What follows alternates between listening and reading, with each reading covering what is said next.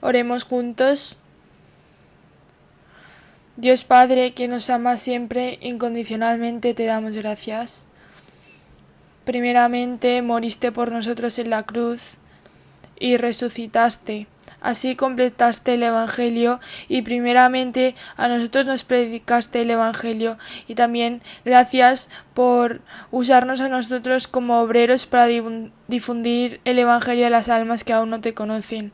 Dios, siempre estés con los maestros de nuestras iglesias de todo el mundo, y al aprender más acerca de la resurrección, ayúdanos a estar primero agradecidos por la resurrección y obtener consuelo a través de la resurrección, y también que nuestros estudiantes puedan difundir su gratitud, consuelo, poder y amor a otras personas. Oramos en el nombre de Jesús. Amén. Busquemos juntos 1 Corintios capítulo 15. 1 Corintios capítulo 15, del versículo 12 al 20, leamos. Pero si se predica de Cristo que resucitó de los muertos, ¿cómo dicen algunos entre vosotros que no hay resurrección de muertos? Porque si no hay resurrección de muertos, tampoco Cristo resucitó. Y si Cristo no resucitó, vana es entonces nuestra predicación, vana es también vuestra fe, y somos hallados falsos testigos de Dios, porque hemos testificado de Dios que Él resucitó a Cristo, al cual no resucitó, si en verdad los muertos no resucitan. Porque si los muertos no resucitan, tampoco Cristo resucitó, y si Cristo no resucitó, vuestra fe es vana. Aún estáis en muchos pecados. Si en esta vida solamente esperamos en Cristo, somos los más dignos de conmiseración de todos los hombres. Entonces también los que durmieron en Cristo perecieron. Mas ahora Cristo ha resucitado de los muertos, primicias de los que durmieron es hecho. Hola maestros, hoy me gustaría compartir sobre la resurrección. Veamos el contexto de 1 Corintios capítulo 15 a través de un folleto. En la época en la que se escribió 1 Corintios, debido a la influencia de la filosofía griega, que reconocía la inmortalidad del alma, pero nunca reconocía la resurrección del cuerpo, había una duda entre algunos creyentes en la iglesia de Corinto de que no había resurrección, y que si hubiera resurrección, ¿cómo se viviría de nuevo y con qué cuerpo? Así surgieron dos preguntas.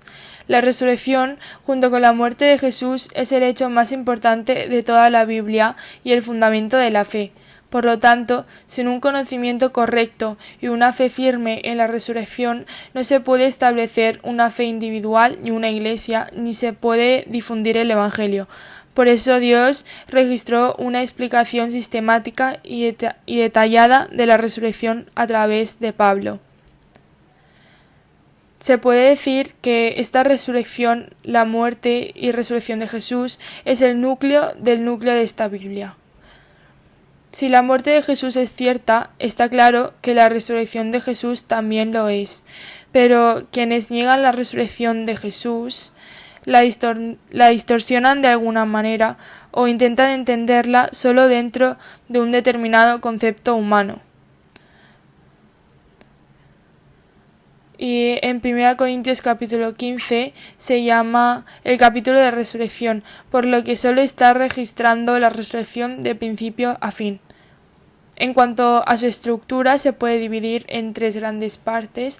La primera mitad son los versículos 1 al 34. La certeza de la resurrección misma en Cristo Jesús se enfatiza a aquellos que no están seguros de la resurrección y no tienen un fundamento sólido de fe. La resurrección es un hecho histórico. Además de los versículos 35 al 49, explican la pregunta más importante que tenían los santos en la iglesia de Corintios sobre la resurrección en ese momento, que era el estado de los cuerpos de los santos después de la resurrección. Estamos explicando en detalle y de una manera muy fácil de entender el malentendido y la falta de conocimiento exacto sobre con qué tipo de cuerpo resucitarán. Además, en la última mitad de los versículos 50 al 58, nos recuerda que la resurrección es la victoria final garantizada a los creyentes y nos anima a fortalecer nuestra fe. Dado que la resurrección es verdadera, aparecen consejos concluyentes sobre cómo debemos vivir ahora. Aprendamos más sobre la importancia y certeza de esta resurrección. La resurrección de Jesús es el fundamento de la fe cristiana y garantiza la resurrección de los santos. Negar la resurrección oscurece el núcleo del Evangelio que fue predicado como un hecho histórico. Si se niega la resurrección, se niegan todas las doctrinas básicas relacionadas con la fe de los creyentes, como la predicación de la salvación mediante el perdón de los pecados y la esperanza en el futuro. Se podría decir que se niega el cristianismo en su conjunto. El Evangelio no estará completo hasta que Jesús no solo muera, sino que también resucite. Sin embargo, sin el Evangelio completo, el objeto de nuestra fe desaparece y el contenido específico que necesita ser predicado no se puede leer, y lo que es más importante, no podemos decir que somos salvos. Por tanto, negar la resurrección es la totalidad de todo cristiano. Se puede decir que es lo mismo que sacudir y negar el cristianismo. Si nos fijamos en 1 Corintios capítulo 15, versículo 20-23, mas ahora Cristo ha resucitado de los muertos, primicias de los que durmieron es hecho, pero cada uno en su debido orden, Cristo las primicias, luego los que son de Cristo en su venida. Jesús ya ha resucitado y ya es el primer fruto. Puesto que la resurrección de Jesús es un hecho histórico, estamos unidos con la muerte de Jesús, y puesto que estamos unidos con la resurrección de Jesús, podemos decir naturalmente que también estamos esperando la resurrección. La resurrección tiene una relación práctica con la vida de los santos. Si no hubiera habido resurrección, no habría habido razón para que el apóstol Pablo corriera tanto riesgo y esfuerzo por el Evangelio. La razón por la que Pablo pudo vivir una vida de sufrimiento por el Evangelio, incluso confesando que muero todos los días, fue porque su fe en la resurrección era muy fuerte y firme. De la misma manera, cuando los creyentes permanecen en la fe de la resurrección, pueden despertar, practicar la justicia y vivir una vida piadosa que se abstenga del pecado. Nuestros profesores primero deben vivir en esta vida confiando en el gozo y la gratitud de la resurrección. Y también debería ser un tiempo de clase donde ese tipo de vida se transmita a nuestros estudiantes y se enseñe a lo largo de la vida. Está escrito específicamente sobre lo que sucedería si no hubiera resurrección. Primero, ni siquiera podemos reconocer la resurrección de Cristo, y la predicación de los santos es vana, y su fe también es vana. Y no queda más remedio que convertirse en testigos falsos de Dios. Dios no había resucitado a Cristo otra vez. Así es, si no hay resurrección, y como eso no es cierto, en realidad no hay razón para enviar a Jesús a esta tierra, porque los humanos todavía estarían en pecado y el Evangelio no se habría completado. Nadie puede recibir el perdón de los pecados. Los que murieron en Cristo habrían muerto en vano, y aunque han vivido toda su vida en la fe y no hay resurrección, esto se convierte en una vida completamente sin sentido. Se vuelve un testigo falso y seríamos víctimas de un fraude. Los santos se convierten en las personas más lamentables de este mundo, sus esperanzas en el cielo se vuelven vanas y todas las doctrinas cristianas de salvación se vuelven falsas. Al observar la evidencia de esta resurrección con más detalle, tendremos tiempo para tener más confianza con nuestros estudiantes sobre la certeza de la resurrección. Hay evidencia de la resurrección no solo en el Nuevo Testamento, sino también en el Antiguo Testamento, pero he registrado solo 9 tipos de evidencias registradas en el Nuevo Testamento. La primera evidencia es que Jesús realizó varios milagros resucitando a los muertos. En San Mateo capítulo 9 está registrado que Jesús resucitó a la hija de Jairo, el líder de la sinagoga. Después en San Lucas capítulo 7 Jesús resucitó al hijo de la viuda de Naín. Y los que lo vieron quedaron allí como testigos y se corrió el rumor. Y la segunda evidencia es que Jesús testificó directamente de la resurrección a los saduceos, quienes la negaron. Los saduceos eran un grupo de la familia sacerdotal de Sadoc de la época de Jesús que creían que no hay resurrección, ni ángeles, ni espíritus. Era una secta judía y empezaron a discutir sobre la resurrección de Jesús. El versículo 23 dice: Aquel día vinieron a él los saduceos, que dicen que no hay resurrección, y le preguntaron. Están preguntando a Jesús acerca de la resurrección y el sistema del castigo criminal.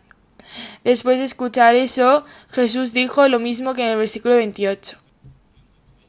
Ya que todos la tuvieron. Estos 7 hermanos tomaron a la cuñada de su hermano mayor. Luego en la resurrección preguntaron: ¿de cuál de los 7 será ella mujer? Así preguntaron. Entonces respondiendo Jesús les dijo: erráis ignorando las Escrituras y el poder de Dios, porque en la resurrección ni se casarán ni se darán casamiento, sino serán como los ángeles de Dios en el cielo.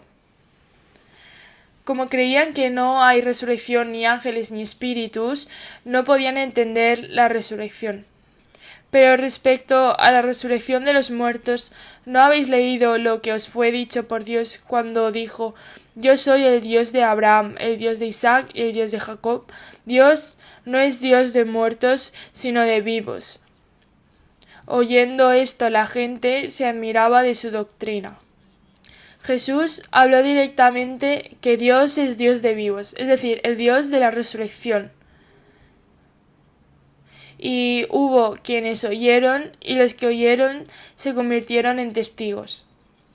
La tercera evidencia es que Jesús enseñó la resurrección de aquellos que creen que la voluntad de Dios es la resurrección, que Jesús mismo es la resurrección y que Jesús es la resurrección, y lo mostró a través de Lázaro como ejemplo.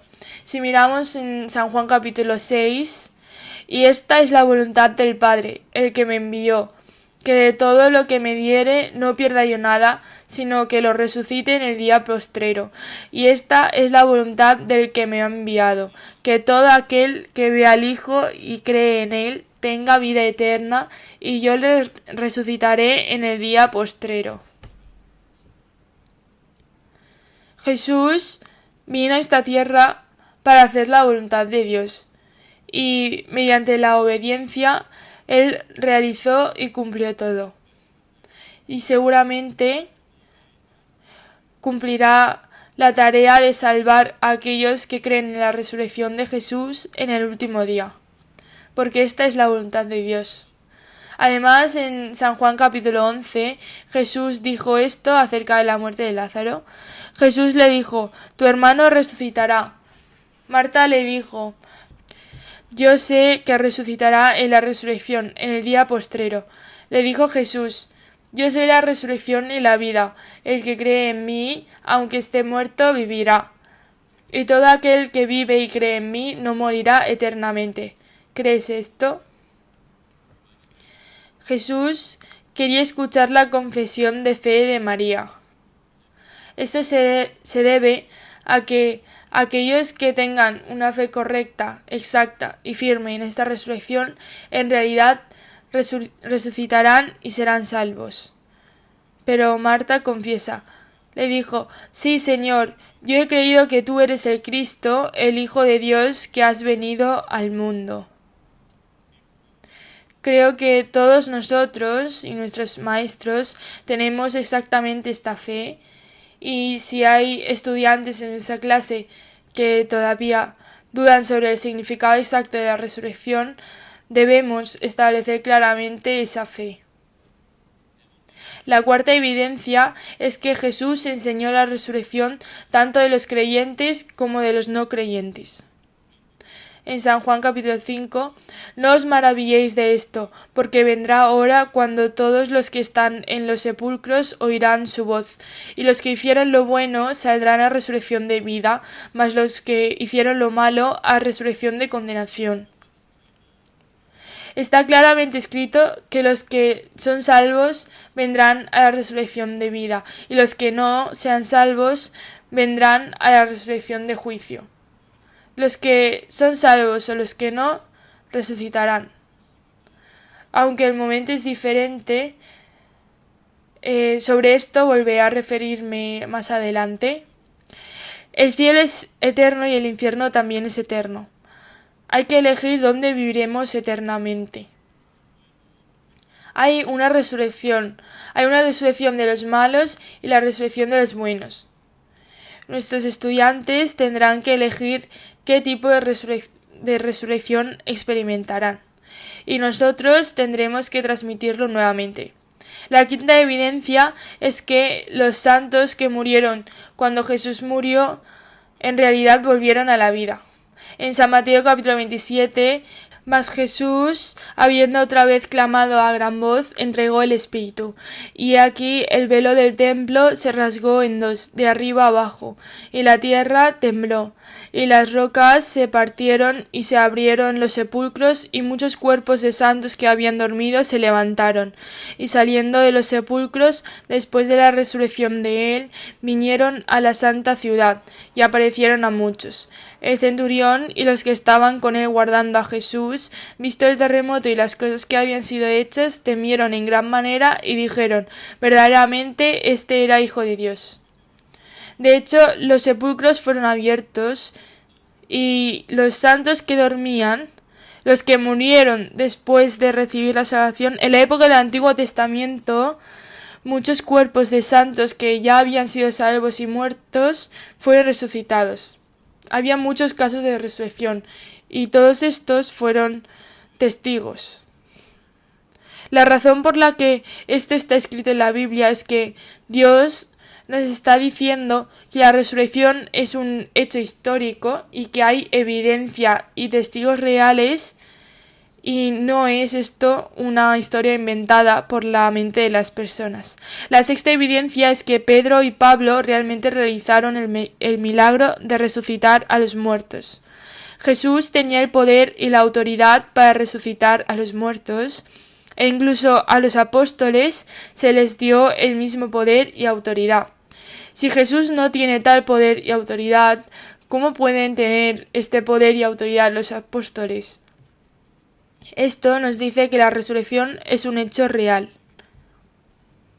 En Hechos capítulo 9 hay un registro de Pedro salvando a Tabita. Y dijo: Tabita, levántate. Y ella abrió los ojos y al ver a Pedro se incorporó. Y él, dándole la mano, la levantó. Entonces, llamando a los santos y a las viudas, la presentó viva. Esto fue notorio en toda Jope y muchos creyeron en el Señor. Muchas personas que vivían en Jope en ese momento fueron testigos de que una persona muerta había resucitado. Además, en Hechos capítulo 20 se registra a un joven llamado Eutico que estaba escuchando el sermón de Pablo en el tercer piso y cayó y murió, pero Eutico resucitó. Y un joven llamado Eutico cayó del tercer piso abajo y fue levantado muerto. Entonces descendió Pablo y se echó sobre él y abrazándole dijo: no os alarméis, pues está vivo. Después de haber subido y partido el pan y comido, habló largamente hasta el alba y así salió. Y llevaron al joven vivo y fueron grandemente consolados. Pone que cayó del tercer piso abajo y fue levantado muerto. Pablo se echó sobre él y salvó a Eutico. Esta escena también está registrada en el Antiguo Testamento a través de Eliseo. Y este joven no solo resucitó, sino que también volvió a la vida con perfecta salud, lo suficiente para comer, digerir el pan, sentarse y conversar. Y todos los que vieron esa escena y vieron al niño resucitado y fueron consolados, llegaron a ser testigos de esta resurrección. La octava evidencia es la resurrección de los salvos y la primera resurrección. La segunda resurrección, la resurrección de los no salvos, está registrada también en la Biblia. Si leemos Apocalipsis capítulo 20, esta es la primera resurrección y la segunda resurrección. La resurrección de la vida y la resurrección de juicio. La resurrección de los buenos y la resurrección de los impíos. La resurrección de los justos no está registrado como el de los buenos. Podemos conocer el proceso específicamente. Si vemos aquí, esta es la primera resurrección. Bienaventurado y santo el que tiene parte en la primera resurrección. La segunda muerte no tiene potestad sobre estos. Así está escrito. Antes de la primera resurrección, antes del reino de los 1000 años, resucitarán los cristianos salvos y los justos. Y después de disfrutar 1000 años como real sacerdote con Jesús, iremos al cielo eterno. Los que no son salvos resucitarán para ser juzgados al final del milenio. Por eso esto se llama la segunda resurrección. Ahora consideremos 6 significados de la resurrección de Cristo. Primero, la resurrección de Jesucristo prueba la santidad de Jesucristo. Hay facciones que niegan la santidad de Jesús. Incluso en nuestro tiempo también existen grupos de este tipo. Sin embargo, según Romanos capítulo 1 versículo 4, que fue declarado Hijo de Dios con poder, según el Espíritu de Santidad, por la resurrección de entre los muertos. Ser resucitado de entre los muertos significa tener poder.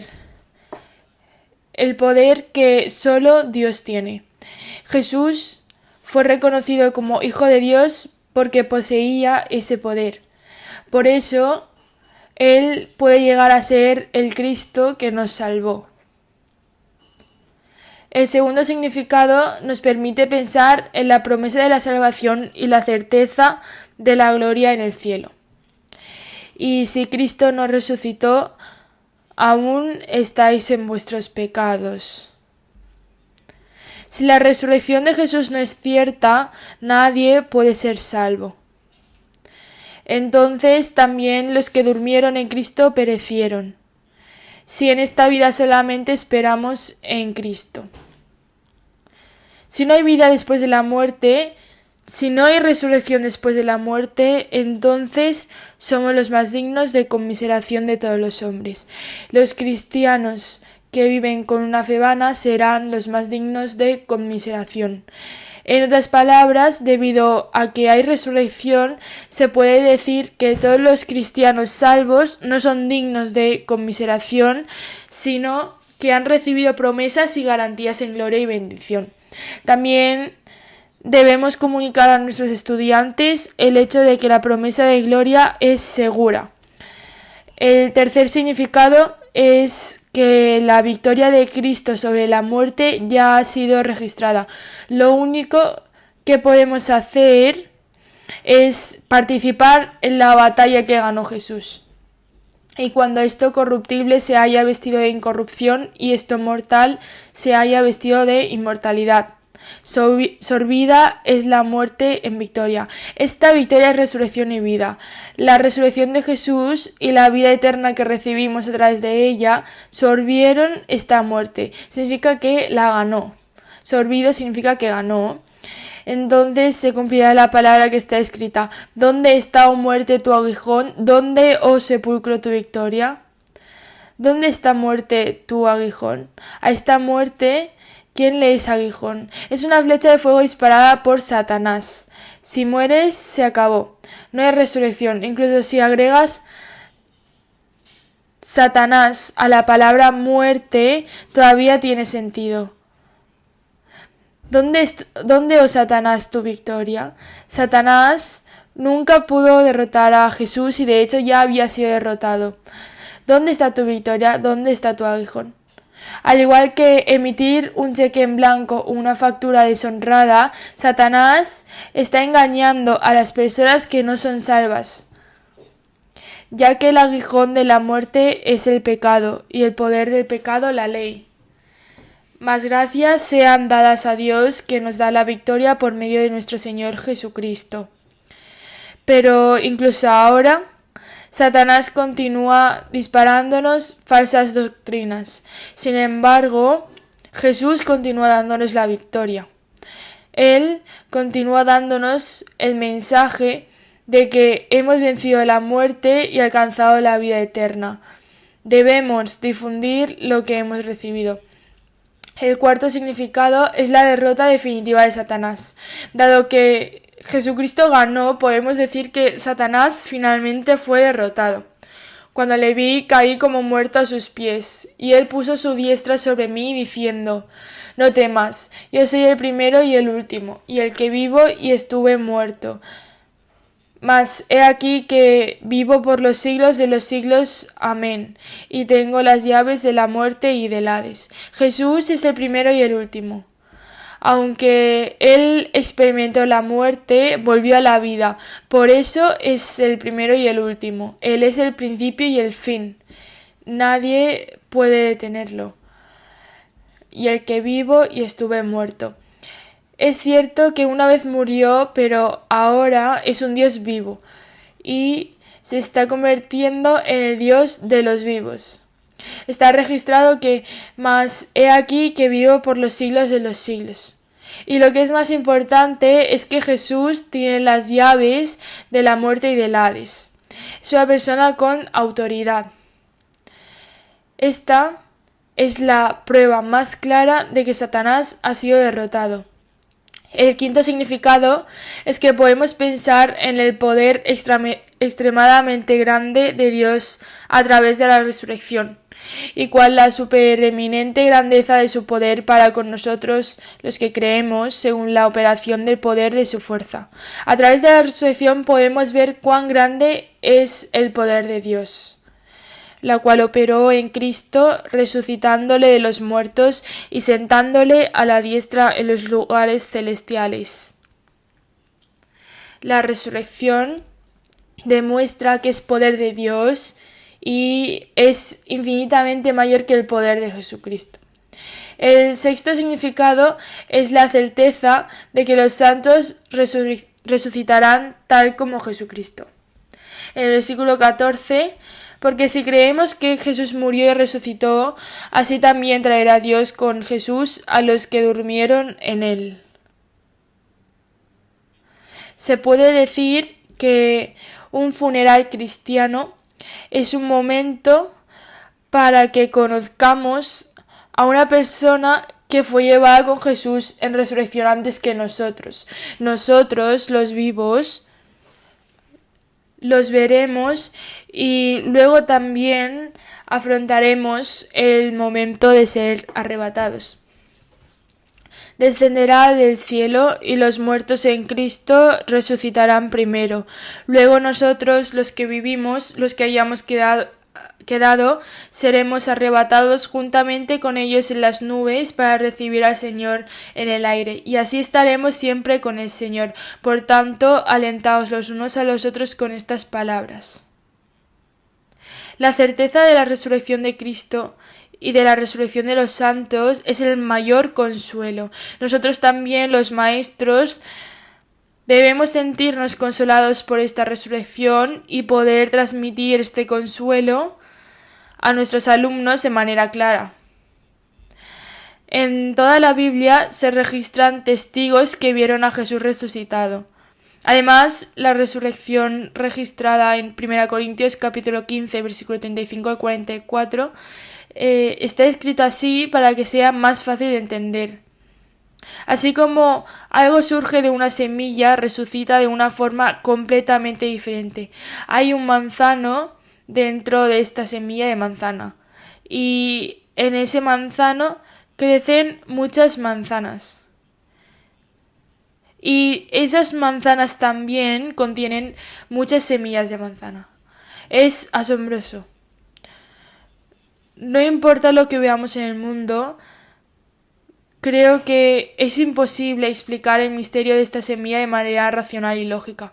¿Cómo es posible que una semilla tan pequeña contenga un árbol tan grande y tantas manzanas? Pero se puede decir que Dios explica esta resurrección con solo esa semilla. Cuando una semilla muere, nace una vida llamada manzana. Y lo corruptible resucita en lo incorruptible. Lo corruptible resucita en lo incorruptible. Esta es la verdadera resurrección. Se suponía que debía pudrirse y morir, pero renació como vida. Por eso es resurrección. El deshonrado resucita en un cuerpo glorioso, el débil resucita en uno fuerte, el cuerpo terrenal resucita en un cuerpo espiritual y la imagen del terrenal resucita en la imagen celestial. Necesitamos explicarles a los estudiantes que no irán al cielo con este cuerpo. Además, se transforma de este cuerpo a un cuerpo más espiritual, hermoso, glorioso y bello. Necesitamos explicar cómo seremos transformados e iremos al cielo. Hay momentos en que los estudiantes se sienten desanimados por sus debilidades. Necesitamos hacerles saber que cuando resuciten, no resucitarán en esta forma débil, sino en una forma más fuerte y más completa. Veamos dos tipos de resurrección. Les dije antes que habrá una primera resurrección antes del reino milenio. Esta primera resurrección se refiere a la resurrección de los santos salvos. El alma en el paraíso y el cuerpo en la tumba se reúnen, resucitan bellamente y entran al cielo. Así como una semilla se convierte en flor o una oruga en mariposa, esta resucitará de manera gloriosa. Y después de reinar con Cristo durante 1000 años, viviremos en el eterno cielo y en la tierra nueva. En las palabras donde dice, pero los otros muertos no volvieron a vivir hasta que se cumplieron 1000 años, aquí los muertos restantes se refieren a todas las personas que no fueron salvas. Son resucitados después del milenio y esta es la segunda resurrección, la resurrección del juicio. Asimismo, hay un lapso de 1000 años entre la resurrección de la vida y la resurrección de juicio. Debido a que la resurrección ocurre antes y después del reino milenio, naturalmente habrá una diferencia de 1000 años. En San Juan capítulo 5, versículo 28, porque vendrá hora cuando todos los que están en los sepulcros oirán su voz, y los que hicieron lo bueno saldrán a la resurrección de vida, mas los que hicieron lo malo a resurrección de condenación. Además, en Hechos capítulo 24, cuando el apóstol Pablo está siendo juzgado frente al gobernador Félix, confiesa su fe y en fe predica que resucitará. Esto es para difundir el camino de la resurrección. Fue el apóstol Pablo quien cumplió hasta el final su misión como testigo de esta resurrección. Dice esto, pero esto te confieso, que esta es la seguridad de la resurrección, que según el camino que ellos llaman herejía, así sirvo al Dios de mis padres, creyendo todas las cosas que en la ley y en los profetas están escritas, teniendo esperanza en Dios, la cual ellos también abrigan, de que ha de haber resurrección de los muertos, así de justos como de los injustos. Y por esto procuro tener siempre una conciencia sin ofensa ante Dios y ante los hombres. La resurrección de vida, es decir, la resurrección de los impíos, se refiere a la resurrección de los santos salvos y tiene lugar antes del reino milenio. Los santos del Antiguo y Nuevo Testamento que ya fueron salvos antes de los 7 años de tribulación y las 144.000 personas que fueron salvas durante los 7 años de tribulación resucitarán. Por otro lado, la resurrección del juicio tiene lugar después del milenio y estos son personas no salvas.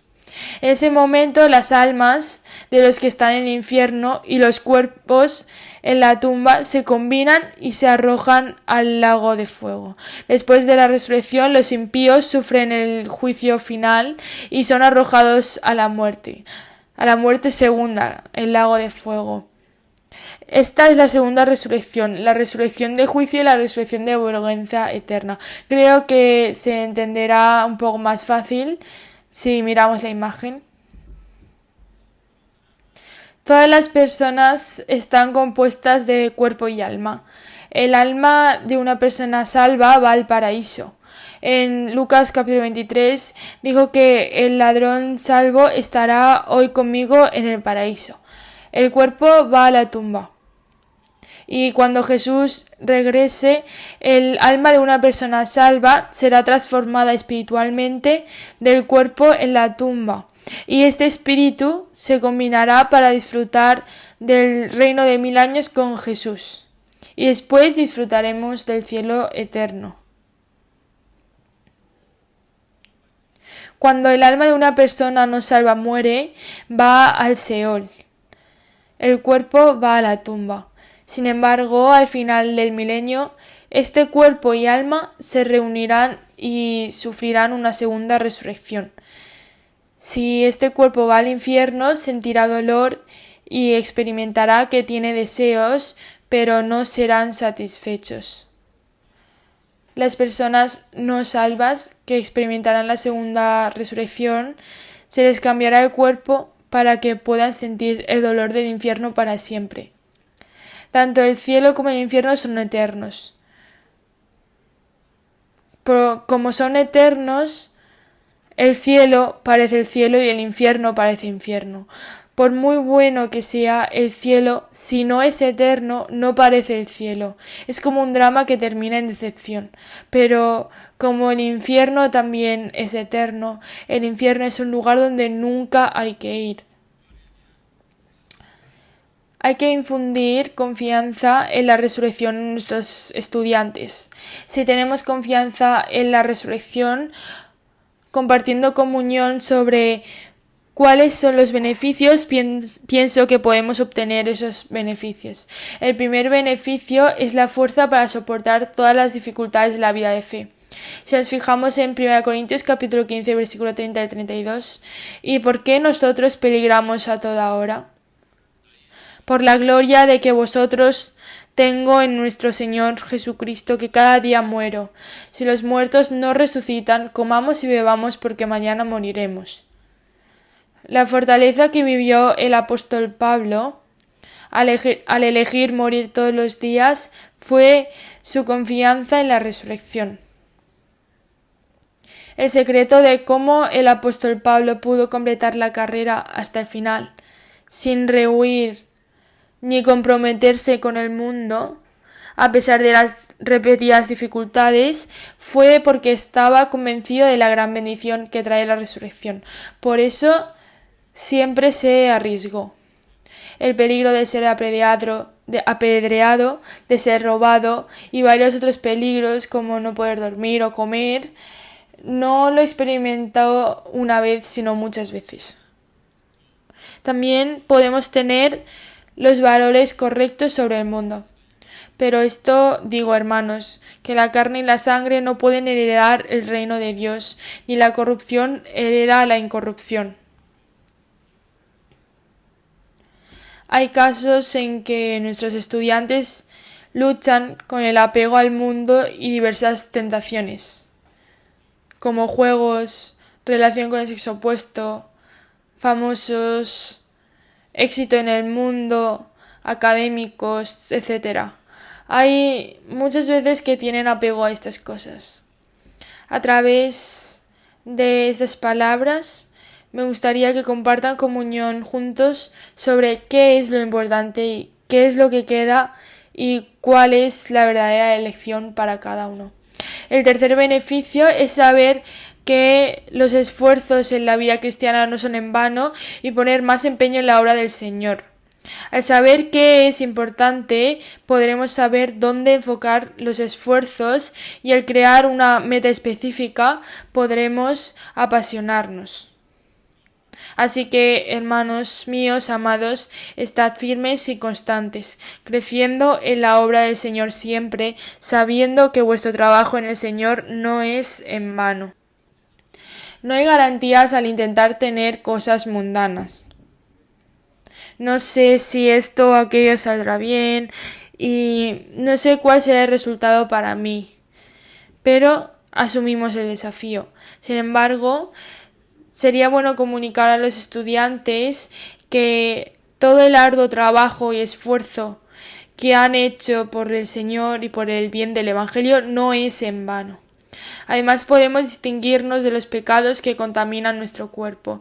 Este pasaje de 1 Corintios capítulo 6 debe compartirse con los estudiantes a menudo y enfatizarse una y otra vez hasta el punto que se les pega a los oídos. Esto se debe a que a menudo hay casos en los que nuestros estudiantes se contaminan con cosas lujuriosas para estudiantes varones y teniendo relaciones con sexo opuesto para las estudiantes mujeres. Es necesario concienciar frecuentemente de que tales cosas son muy desafortunadas a los ojos de Dios y en última instancia conducen a pecados contra el propio cuerpo. Pero el cuerpo no es para la fornicación, sino para el Señor y el Señor para el cuerpo. Y Dios que levantó al Señor, también a nosotros nos levantará con su poder. ¿No sabéis que vuestros cuerpos son miembros de Cristo? ¿Quitaré, pues, los miembros de Cristo y los haré miembros de una ramera? De ningún modo. Cualquier otro pecado que el hombre cometa está fuera del cuerpo, mas el que fornica contra su propio cuerpo peca. Esta fornicación rebaja infinitamente el propio carácter, reduce la autoestima y hace que el valor de uno ante Dios sea mucho menos importante de lo que Dios piensa, haciendo imposible que uno viva una vida de fe poderosa. Por ello, necesitamos enseñar y orientar a los estudiantes para que puedan tener una correcta conciencia y valores sobre su cuerpo. El quinto beneficio es ayudarnos a vivir una vida que se esfuerce por hacer el bien, sabiendo que ninguna buena acción es en vano. Porque está escrito: pero te será recompensado en la resurrección de los justos. La vida escolar es cada vez más difícil para los estudiantes en muchos sentidos. Los estudiantes viven según la Biblia porque los valores de la Biblia no cambian a medida que aprenden de ella, pero el mundo se está volviendo cada vez más malvado. Por eso, es cierto que nuestros estudiantes están viviendo en un lugar más malvado que los días en que vivían nuestros maestros. Entre ellos, guardar los valores de la Biblia y vivir obedientemente puede ser una gran prueba. Todos los amigos dicen palabrotas, pero yo soy el único que no los dice. Todos dicen cosas lujuriosas, pero yo soy el único que no lo dice. Vivimos con personas que están impregnadas en la cultura y los valores del mundo, pero vivir manteniendo los valores de la Biblia, en esto nos enfrentamos a muchas dificultades para demostrar que Dios vive y que la Biblia es verdadera. Al poner en práctica los valores de cuidar, respetar y amar a los demás, a veces somos ignorados y otras veces experimentamos dificultades inesperadas.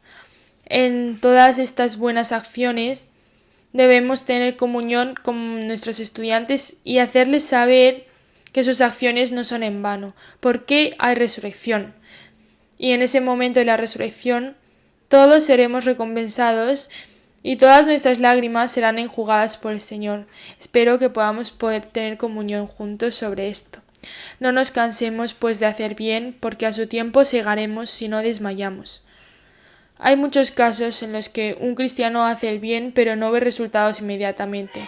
Sin embargo, no importa qué tan tarde recojamos el fruto, tenemos promesa con Dios de que definitivamente lo cosecharemos en la resurrección, por lo que no hay razón de desanimarse. El sexto beneficio es la paz, la alegría y la gratitud como alguien que lo tiene todo. Si en esta vida solamente esperamos en Cristo, somos los más dignos de conmiseración de todos los hombres. Pero no es solo en esta vida. Hay resurrección. Y hay una próxima vida. Y encima en el cielo. Como desconocidos, pero bien conocidos. Como moribundos, mas he aquí vivos. Como castigados, mas no muertos. Como entristecidos, mas siempre gozosos. Como pobres, mas enriqueciendo a muchos. Como no teniendo nada, mas poseyéndolo todo. Hay momentos en que nuestros estudiantes se sienten repetidamente decepcionados. En ese momento, que podamos ganar fuerza mientras nos aferramos a la promesa de la resurrección y la promesa de hacernos hermosos. Espero que podamos tener comunión sobre esto. Esta canción está incluida en nuestro libro de alabanza. Siento que perdí las fuerzas después de cometer un error. Ese es el título. Parece que muchos estudiantes cantan esta canción porque creo que es la que resonará más en todos. Hay momentos en que la letra me reconforta mucho.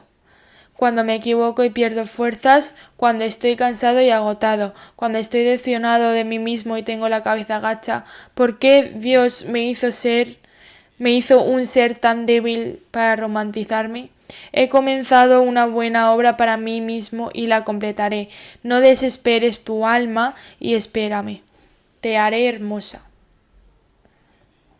Pensando que soy inferior por mi apariencia, o que soy inferior por no ser un buen estudiante, o incluso por mi entorno familiar, o por no ser bueno en el evangelizar, decepcionándonos nosotros mismos en muchos sentidos, y también viéndonos a nosotros incapaces de dejar el pecado repetidamente, nos decepcionamos mucho. Creo que obtendremos una gran fuerza si cantamos esta canción junto a nuestros alumnos y les enseñamos sobre la resurrección.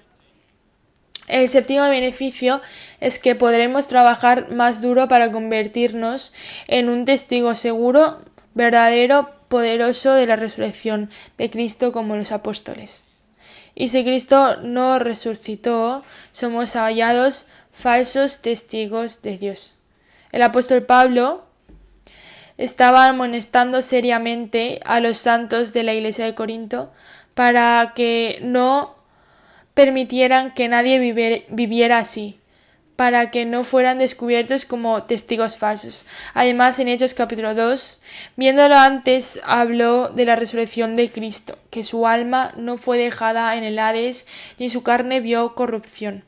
A este Jesús resucitó Dios, de lo cual todos nosotros somos testigos.